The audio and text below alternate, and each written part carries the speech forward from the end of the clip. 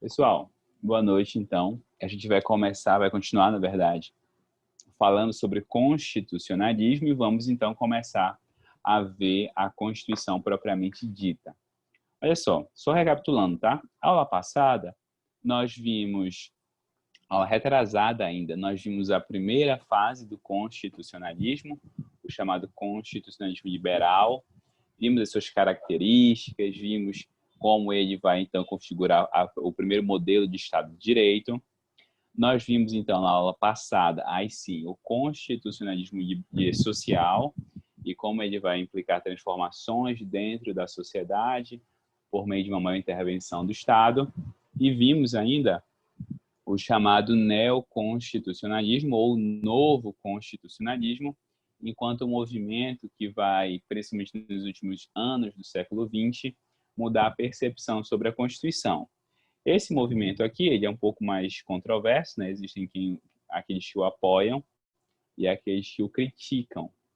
Ele tem muitos adeptos, então ele tem uma expressão muito forte, principalmente no Brasil, onde muitos autores são neoconstitucionalistas, mas ele não é um movimento pacífico, tá bom? Principalmente por uma das características que eu vou citar daqui a pouco, que é o ativismo judicial. Bem, esse movimento, só recapitulando, que eu cheguei a comentar isso com vocês no final da aula passada, tá bom? Esse movimento, gente, ele surge de uma afirmação da centralidade da Constituição, em que a Constituição se afirma como a norma nuclear do ordenamento jurídico. Boa noite, Marcos. Essa norma, então, ela passa a ser o centro gravitacional em torno do qual giram todas as outras normas jurídicas. Bem, e aí eu disse para vocês que isso tem alguns efeitos. O principal efeito é a chamada eficácia irradiante da Constituição, em que a Constituição passa a se espraiar, né, passa-se a ter os seus efeitos influenciando as outras normas jurídicas, inclusive e especialmente a interpretação das outras normas. Eu disse isso após falar que a Constituição neoconstitucional ela traz muitos valores, ela tem uma forte carga axiológica, ou seja, ela incorpora muitos valores que a sociedade tem e esses valores passam a determinar o ordenamento jurídico. Bem, aí vimos alguns exemplos no final da biografia não autorizada e os exemplos do protesto pela liberação da maconha. Bem, dito isso, aí a gente chega na aula de hoje, gente. Pessoal, o que a gente tem que saber ainda em relação ao neoconstitucionalismo? O neoconstitucionalismo ele tem como característica muito forte, muito marcante, um conceito que nós chamamos que é o conceito de ativismo judicial. O que é ativismo judicial? Mas para a gente entender isso, a gente precisa entender uma outra característica. Eu até inverti a ordem para dar mais ênfase a esse ponto. É que o neoconstitucionalismo e o ativismo, consequentemente, tem por base a ideia de que a Constituição é uma norma jurídica plena. Aí você vai dizer assim, professor, mas isso não era assim antes? Não é? A Constituição sempre foi vista como uma norma jurídica? Sim e não. Em parte, então, né? Em parte ela era vista. A Constituição ela sempre foi vista como uma norma que é predominantemente jurídica. Mas não se negava que a Constituição tinha uma forte carga política. Bem, o que significa isso exatamente? O que significa dizer que a Constituição tem uma carga política e uma carga jurídica? Significa dizer, gente, que a Constituição, assim como ela tinha uma parte dela que poderia ser levada ao judiciário, uma parte dela que poderia ser discutida no judiciário, havia, por outro lado, uma parte da Constituição que não era discutida no judiciário porque ela era eminentemente voltada aos poderes políticos. Aí, quais os poderes políticos? Legislativo e executivo. Então, a Constituição ela traz normas que se voltam, de novo, efetivamente, sem dúvida, ao judiciário, que têm que ser cumpridas e garantidas pelo judiciário, mas outras eram normas que se voltavam aos poderes políticos, não, ao legislativo e ao executivo. Quando o neoconstitucionalismo vem e diz assim, não, mas olha só, todas as normas são normas jurídicas. A Constituição é uma norma jurídica plena. Quando o neoconstitucionalismo diz isso, o que ele está dizendo, consequentemente, quando ele diz que a Constituição é um documento plenamente jurídico? Ele está dizendo que ela pode ser judicializada. Ou seja, que a Constituição pode ser levada à investigação, pode ser levada à discussão e à concretização plenamente, integralmente, por meio do judiciário. Aí você disse, professor, isso é muito bom. Isso é muito bom. A Constituição vai ser concretizada finalmente. Porque já que o legislativo e já que o executivo não fazem isso, o judiciário faz. Sim, esse é o argumento dos defensores de um ativismo judicial. Essa é a defesa, né? Eu preciso concretizar a Constituição. Eu preciso dar a ela real efetividade. Então, essa vai ser a via que vai sustentar a ideia de ativismo judicial, dizendo, olha, o judiciário ele precisa, já que a Constituição é um documento plenamente jurídico, o judiciário precisa ter uma postura mais ativa. O judiciário precisa ter uma postura, vão dizer os defensores, de transformação social. O papel do judiciário é transformar a sociedade e ele não pode se desincumbir desse papel, ele não pode se livrar desse papel. O judiciário precisa, então, tomar medidas para concretizar a Constituição, ainda que isso venha a interferir nas decisões dos demais poderes. Ainda que isso venha a interferir no legislativo e no executivo, não importa. O que importa é que o judiciário cumpra o seu papel. Qual é a consequência disso? O principal é que e isso aqui, talvez, a conjugação desses dois fatores seja o pior. É que a Constituição começa a interpretar de uma forma mais aberta. Como assim de forma mais aberta? O judiciário começa a interpretar a Constituição fugindo dos parâmetros clássicos. Você vai dizer assim, professor, isso é muito bom também, que o judiciário não fique engessado naqueles modelos antigos, ou o judiciário não fique engessado em uma forma ultrapassada. Você pode argumentar isso, de fato. Mas a questão toda é que aí você perde o controle sobre o judiciário. Sem parâmetros interpretativos, o judiciário diz o que ele quiser. E ele faz o que ele quiser. E aí entram as críticas ao ativismo judicial, principalmente. Eu sou um profundo crítico do ativismo judicial e eu sempre digo isso. O grande problema do ativismo judicial é que ele em relação a políticas públicas, né? O judiciário não tem condições de realizar um ativismo que funcione. O primeiro argumento contra é que o ativismo não funciona. Não funciona por quê? Porque muitas normas da Constituição elas são abrangentes e genéricas demais. Ok, a Constituição diz, por exemplo, bora lá ver o artigo 196 da Constituição, que é o artigo que traz o direito à saúde. A Constituição diz no direito à saúde, acabei fechando, mas eu vou abrir aqui. A Constituição diz lá no artigo 196 sobre o direito à saúde que a saúde é um direito de todos, dever do Estado, vai assegurar para todo mundo de forma universal e igualitária. Perfeito. É verdade, esse é o ideal. O Estado deveria fazer isso. A saúde é direito de todos e dever do Estado, garantido mediante políticas públicas e econômicas, políticas sociais e econômicas, que visem a redução do risco de doença, não haver tanta doença, e outros agravos consequentes da doença, garantir um acesso universal para todos e igualitário da mesma forma a ações e serviços de promoção à saúde, então antes de ocorrer doença, proteção contra a disseminação de doenças e recuperação. Ok? Isso é um compromisso muito bom na nossa Constituição, gente. Só que a política, a gente diz assim, a política é um lugar pragmático. A política, ela tem que funcionar.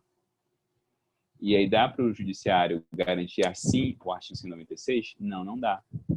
Não dá. E o exemplo da saúde talvez seja o mais nítido disso. Quando o judiciário libera a liminar, diz, vai lá e interna agora. Não vai aparecer um leito no hospital, não vai aparecer um leito de UTI. O que eu vou fazer ok, o fulano estava na fila, tira aí da fila, coloca esse aqui que chegou com uma liminar na mão. É isso que vai acontecer.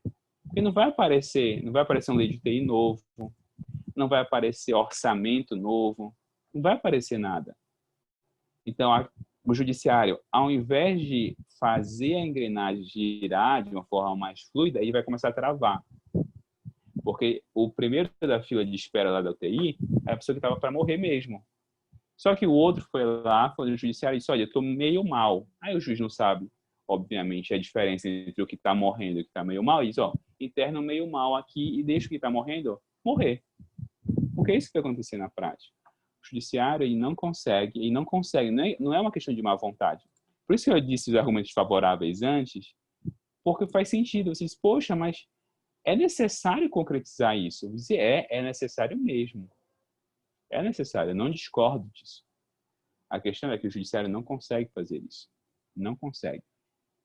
Tem um artigo do professor Virgílio Afonso da Silva sobre ativismo judicial. O professor Virgílio é filho de José Afonso da Silva, né? Um dos maiores constitucionalistas brasileiros. É professor da USP hoje. O professor Virgílio ele diz assim, tem um exemplo muito conhecido lá em São Paulo. Logo começaram as demandas, principalmente por causa da crise da AIDS, década de 90, o governo de São Paulo criou uma política pública de atendimento, entrega de medicamentos para esses grupos. Só que tinha alguns que ou não queriam, ou não tinham acesso, enfim, ou por algum motivo não participavam dessa política pública, e eles iam onde? No judiciário. E aí o judiciário ignorava que existia todo um sistema funcionando aqui, e ignorava, e esquecia, fingia que não havia aquilo, ou não sabia que era, enfim, pode ser um dos dois, ele ignorava, ou realmente não sabia, ignorava intencionalmente, né, ou acidentalmente, e dava a adminar. Só que a questão, gente, de saúde, ela é muito simples. Acontece muito mesmo, Dalva. A questão em saúde é assim, o orçamento é feito na véspera, no ano anterior, para o ano seguinte, né? Então, foi aprovado, vamos supor, um cálculo simples, foi aprovado R$1 milhão para a saúde. Foi aprovado 1 milhão. Até pode, mas isso não é muito frequente que ocorra. O que vai acontecer é aumentar o orçamento. Normalmente não aumenta o orçamento. Normalmente, se você precisar, você vai ter que remanejar o orçamento. Então, estava lá 1 milhão reservado e tal, chegou uma liminar. O juiz foi lá e disse, olha, interna essa menina para fazer um tratamento de R$500 mil. O poder público não vai dizer assim, vamos aumentar o orçamento em R$500 mil. Até porque a lei de responsabilidade fiscal normalmente não vai autorizar isso. O que ele vai fazer? Ele vai remanejar o orçamento. Ele disse, opa, de onde eu posso tirar? Tem verba para vacina ali. Tira da vacina e coloca aqui. Claro, estou dando um exemplo um pouco absurdo também, né? Mas é o que acontece, gente. De novo, o grande problema do ativismo em políticas públicas é que ele não funciona. Não funciona. A Edinalva faz um apontamento muito interessante. Isso é o que mais acontece efetivamente, né? Então, você tem filas de pedidos sem a possibilidade de atendimento, porque o médico que tem, quem tem a capacidade técnica para decidir, e é ele que vai ter a capacidade de efetivamente definir quem está em uma situação urgente, quem precisa ser atendido. O juiz não vai ter esse domínio, né? Muitas vezes ele não tem esse domínio. Bem, e aí existem outros problemas correlatos a esse, né? Mas eu acho que esse aqui talvez seja o mais grave. Então, quando a gente pensa assim, o judiciário vai efetivar direitos sociais. Sim, formalmente ele vai, porque ele vai dar uma decisão e para ele vai dizer, ok, eu resolvi o problema. Só que na prática não vai haver resolução do problema, porque na prática você vai criar um caos na administração das situações, como saúde, educação, E além disso, gente, existe uma série de problemas. Eu não vou ficar aqui também aprofundando. Só quero que vocês entendam o argumento favorável e o contrário, tá? Só quero que vocês vejam os dois lados.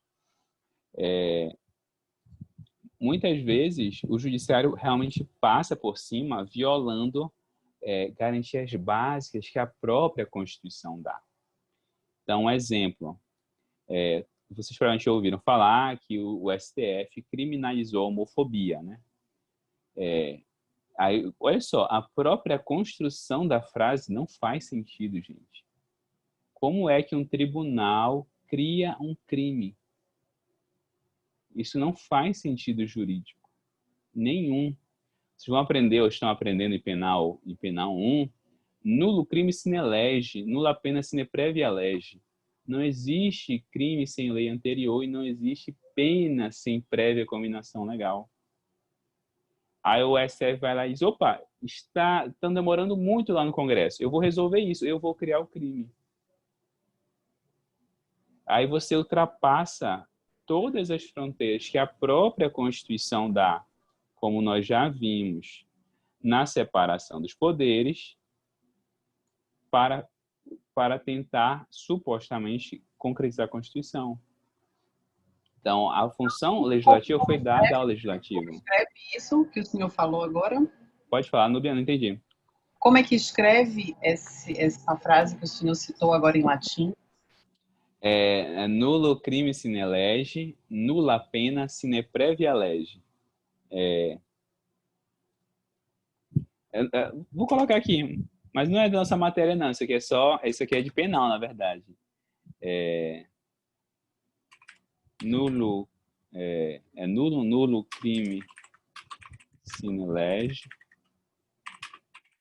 nulla pena sine previa lege.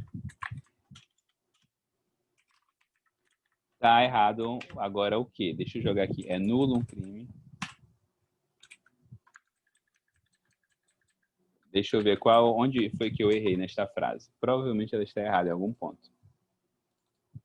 O Google vai nos dizer onde foi que eu errei.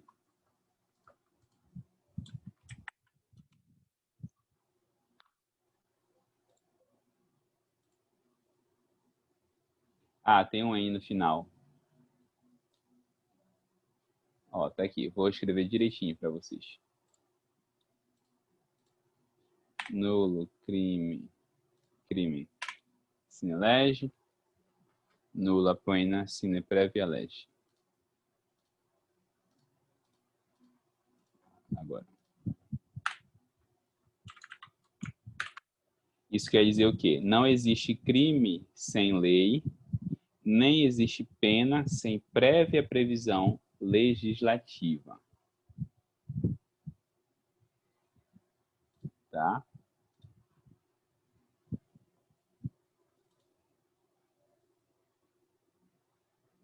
Isso aqui é um exemplo de um direito que foi violado. De um direito não, de uma previsão constitucional que foi violada pelo Supremo. Então, assim, o ativismo, a meu ver, traz mais, quando a gente pesa na balança, o ativismo traz mais problemas do que soluções, tá bom? Isso se a gente fosse fazer um cálculo, né, o cálculo sairia negativo para o ativismo, principalmente no Supremo. Sim, mas o ativismo social, o Gabriel pergunta assim, essa forçada, né, para a criação do crime, só se sustentou pelo apelo social? Sim, mas o ativismo judicial, ele se baseia em clamor social. E por isso é um outro problema, isso é um terceiro problema do ativismo, é que ele vai muito pela vontade popular. E eu nem sei se é vontade popular, na verdade, Gabriel. Porque a vontade popular ela é representada no Congresso. Então, assim, a meu ver, é meio paradoxal. Assim, a vontade popular quer isso, então por que a vontade popular não elege pessoas que representam isso? Tem um defeito nessa forma, você me percebe? Então, o STF diz, não, estou fazendo a vontade popular, porque o Congresso não está. Mas se foi o Congresso que foi eleito e aí tem representação popular, não está batendo esse cálculo. Não está batendo esse cálculo. Mas depois a gente continua essa conversa, que a gente precisa avançar no conteúdo. Mas ficou claro os argumentos pelo ativismo e contrários. Obviamente, como eu sou contrário, eu concluo com os contrários. Mas lembrem que existem argumentos favoráveis também, tá bom? Que são esses que eu disse aqui no início, tá bom?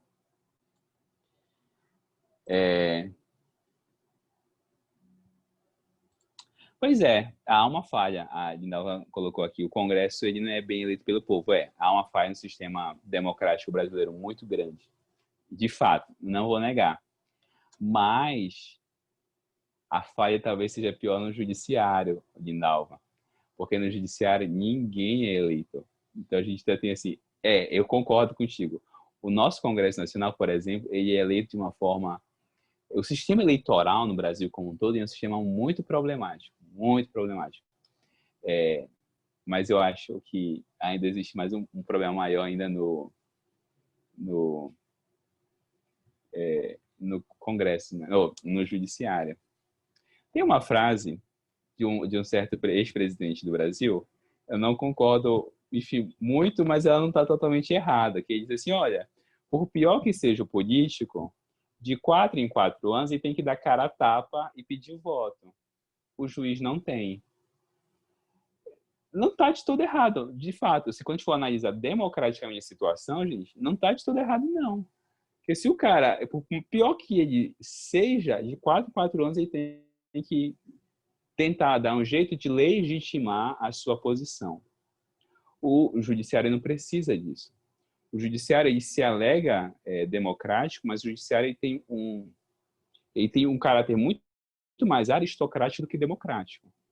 Porque o judiciário está muito mais numa posição assim, não, nós estamos certos, nós estamos investidos de autoridade e eu não preciso, eu não dependo que o povo me aprove. Ele se reveste na lei para dizer isso. Mas esse é outro ponto também a se ressaltar. Agora lá que esse tema eu acho muito legal, então a gente não vai ficar a aula toda nesse ponto, tá bom? E tá aqui a expressão em latim, eu aprendi que crimen é com N no final, não lembrava. Latim é muito legal, gente. Quando eu sou professor de civil, eu sempre trago as expressões em latim, porque elas são frases que a gente aprende ao longo da vida que são importantes para fixar conceitos. Sim. Último ponto do neoconstitucionalismo. Há uma superação da divisão rígida entre os ramos público e privado. Gente, vocês aprenderam lá em ED, inclusive, então não dá nem para dizer que não vimos. Viram sim. Vocês viram lá em ED que existem 2 ramos do direito, o ramo público e o ramo privado. Do que cuida o ramo público do direito, gente? Qual é a função do direito público? Me lembra para mim.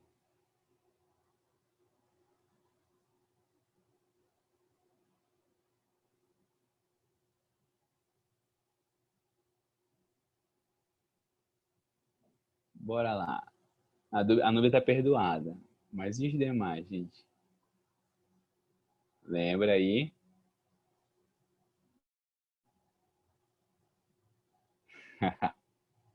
Olha, eu vou abrir aqui. Vou ver aqui, vou chamar os que estavam semestre passado. Gabriel, Guindalva, deixa eu ver quem mais.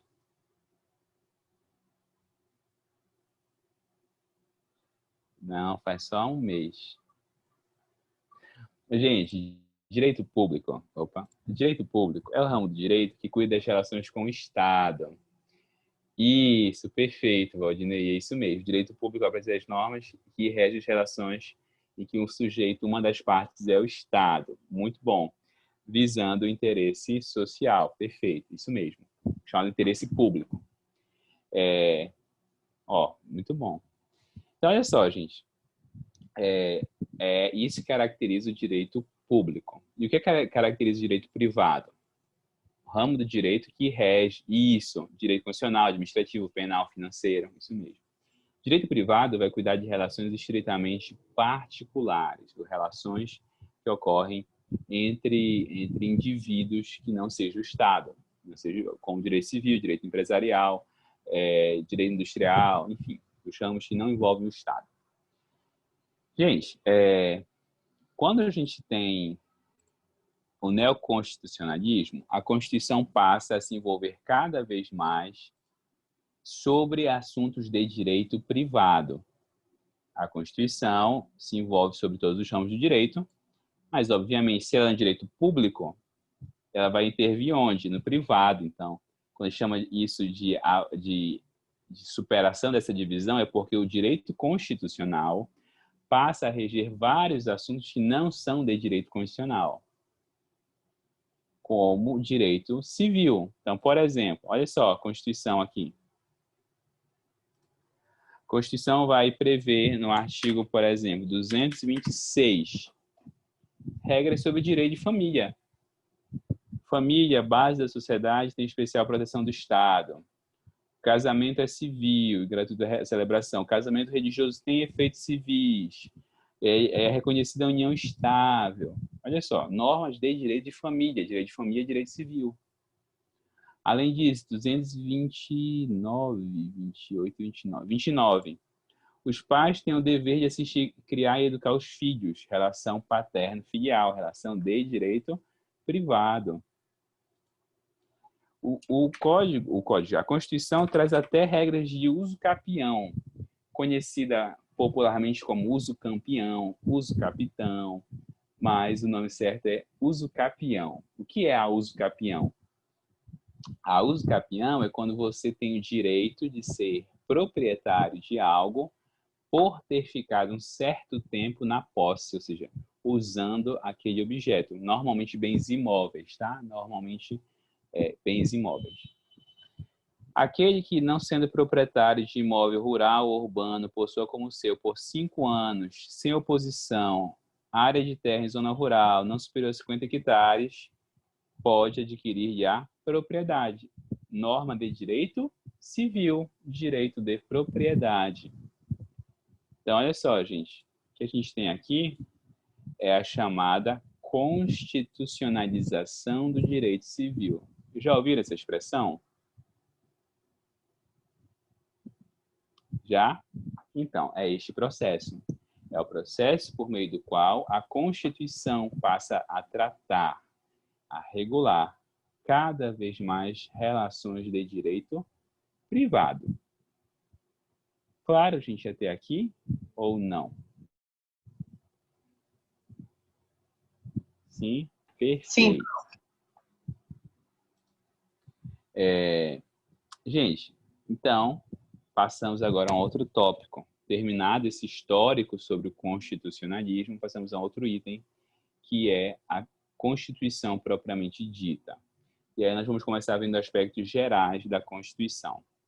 Primeiro ponto, gente. O constitucionalismo, ele faz a passagem, a constitucionalismo é um movimento que vai gerar uma Constituição, lembrem disso. Então, é um movimento que vai gerar a Constituição. Bem, o constitucionalismo faz a passagem entre dois modelos de Estado. O Estado autoritário, eu tinha comentado com vocês isso, acho, no primeiro dia de aula, mas nem todo mundo estava, eu decidi explicar de novo e registrar.